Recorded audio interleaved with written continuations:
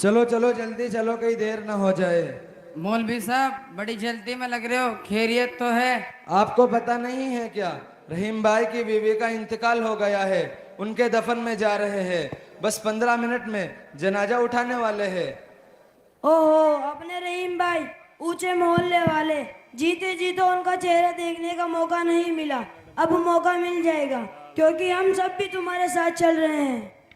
अरे नादान, तू क्यों देखेगा बे? मतलब उसने जीते जी तो गैर महरम से पर्दा किया, और मरने के बाद तू उसे देखने की बात कर रहा है।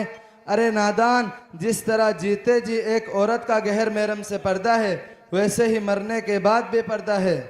अच्छा मौलवी साहब, हमारे यहाँ तो चेहरा खोलकर सबको दिखाते हैं।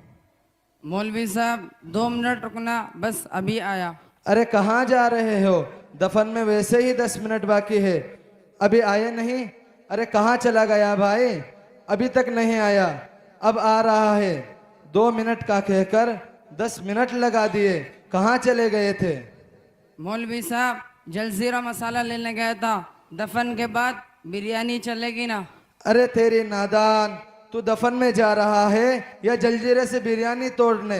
अरे बेशरम अनपढ़, ये खाना मैयत के घर वालों के लिए होता है, जिन्हें अभी अभी अपने की मौत का सदमा पहुंचा हो, और कोई दूर दराज से दफन में भूखा प्यासा आया हो, वो खाने में शामिल हो जाए। बस इतनी सी गुंजाइश है।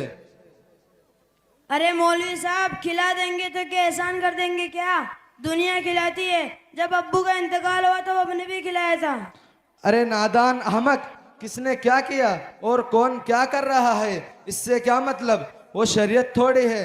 तू तो ये समझ रहा है जैसे वलीमे की दावत है, चलो पालते मार कर आने दो अब। अरे मियाँ, हमारे मुआशरे में ये चीज कितनी आम होती जा रही है कि मैयत वालों के अभी आंसू ही नहीं थमे और लोग आकर बैठ जाते हैं।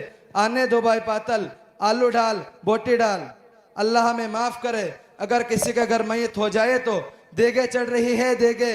घर वाले और दूर दराज से आने वाले मेहमान तो बाद में खा रहे हैं, और मोहल्ले वाले पहले सूत रहे हैं, और 3 दिन की कुरान खानी तीजे 40वें के नाम पर घर घर नुते लग रहे हैं, और 2-2 हजार आदमियों का खाना बन रहा है, और सोग उठाने के नाम पर नल्ली कोरमा ठोक रहे हैं। लाना जी हड्डी वाली बोटी ढालना।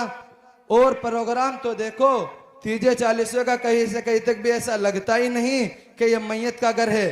और बताऊं, पूरे कबीले, खानदान और बहन बेटियों के कपड़े खरीदे जा रहे हैं। बेनोही फूफा जी और फूफी मुंह फुलाकर बैठे हैं। पता है क्यों? क्योंकि घर में वालिद भाई का जनाजा उठा है और उन्हें सीख में कपड़े तोड़े हल्के दे दिए। अफसोस सद अफसोस, हमारे नबी सल्लल्लाहु अलैहि वसल्लम जो दीन हमें देकर गए थे, उसमें तो शादी में भी खर्च करने को मना किया, और हमने तो मैयत को 1-2 लाख का बना दिया है, गोया के शादी का फंक्शन चल रहा है। और अगर कोई भला इंसान दीन के मुताबिक इन फजूल ढकोसलों और रस्म रिवाज से भी बचना चाहे तो उससे कहा जाता है, क्या मरहूम ने जमीन जायदाद नहीं छोड़ी, और कुछ नहीं तो कम से कम समाज में नाम ही छोड़ा है। उस गरीब को इतने ताने मारते हैं, कर्ज लेकर भी करता है, लेकिन इनके लिए देगों का इंतजाम करता है।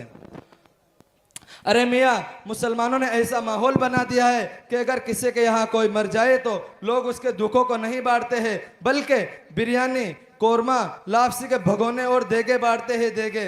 अल्लाह की बना भला ये कोई दीन है? नहीं भाइयों, ये दीन नहीं है, ये सिर्फ और सिर्फ मनमर्जी और रस्म रिवाज है, जिस पर अजर और सवाब तो बिल्कुल नहीं है, बल्कि अल्लाह और रसूल की नाराजगी और पकड़ जरूर है। अल्लाह ताला इन रस्मों से हम तमाम की हिफाजत फरमाए। अस्सलामु अलैकुम। वालेकुम अस्सलाम।